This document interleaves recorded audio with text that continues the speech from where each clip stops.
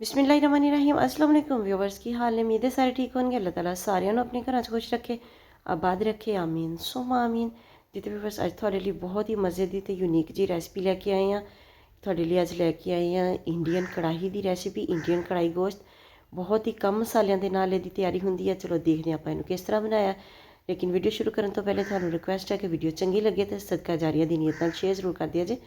Channel पर नवे तो चैनल सबसक्राइब करके जाए जे, नाल बेल आइकन जरूर प्रेस करें जे ताकि आने वाली वीडियोज़ का नोटिफिकेशन थोड़े तक आसानी नाल पहुँच सके। सब तो पहले पौना कप मैं ये घी का ले लिया वा। 1.25 किलो मेरे को बीफ आ।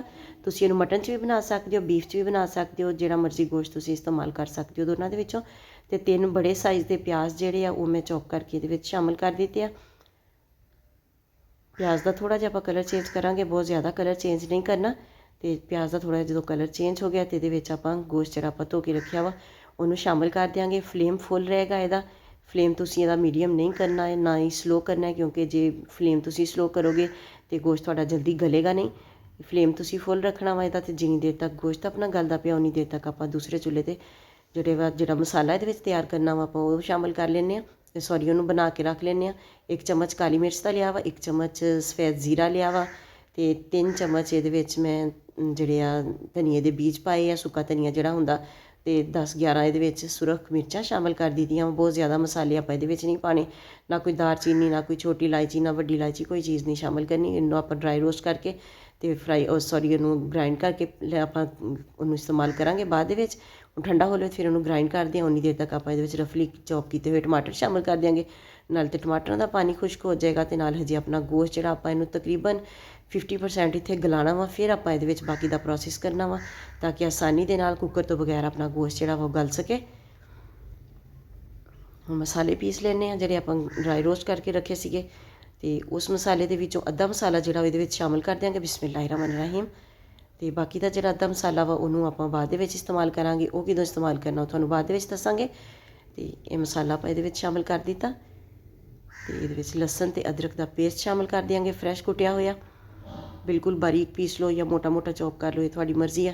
तो मैं जरा ना थोड़ा जिहा पानी का छीटा लाया वा, ताकि गोश्त जरा ना कढ़ाई साइडों तो ज़्यादा जल रही सी, इसलिए मैं थोड़ा जिहा पानी का छीटा ला दिता।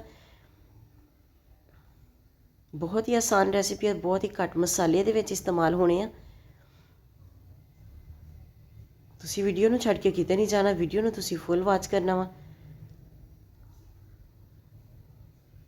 इस कढ़ाई की खसूसियत ये वा कि ये बहुत कम मसाले शामिल किए जाते हैं।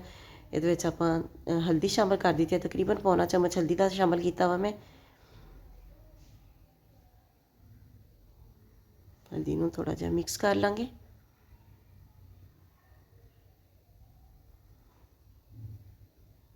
जे तुसीं चाहो तो तुसीं कुकर च भी बना सकते हो, लेकिन इस तरह जरा फ्लेवर जोड़ा वो ज़्यादा बेहतर आता वा। नमक शामिल कर दिता वा मैं 1 चम्मच।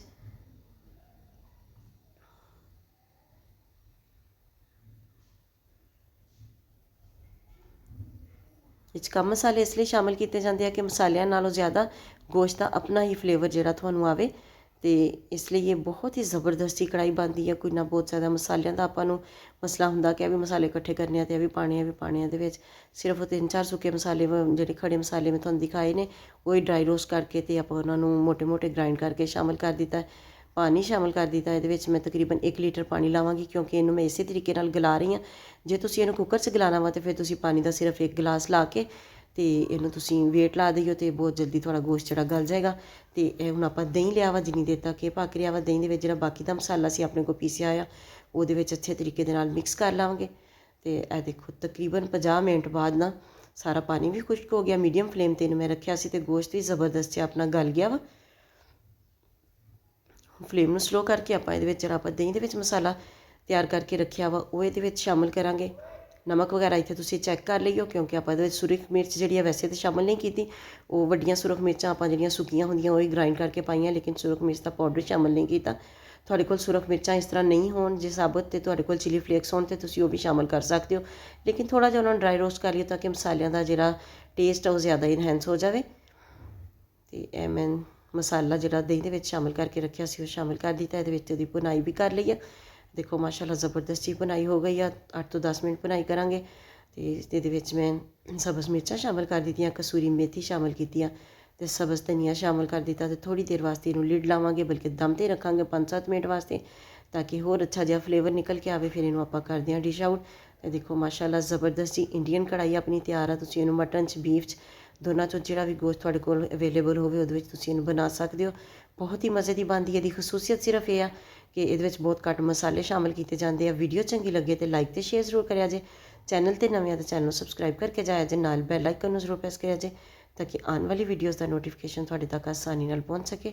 ਮੇਰੇ ਬਾਕੀ ਦੇ ਚੈਨਲ ਦਾ ਵੀ ਵਿਜ਼ਿਟ ਕਰੋ। ਤੁਹਾਨੂੰ ਵੀਡੀਓਜ਼ ਅੱਛੀਆਂ ਲੱਗਣ ਤਾਂ ਉਹਨਾਂ ਨੂੰ ਜ਼ਰੂਰ ਲਾਈਕ ਕਰੋ, ਸ਼ੇਅਰ ਕਰੋ।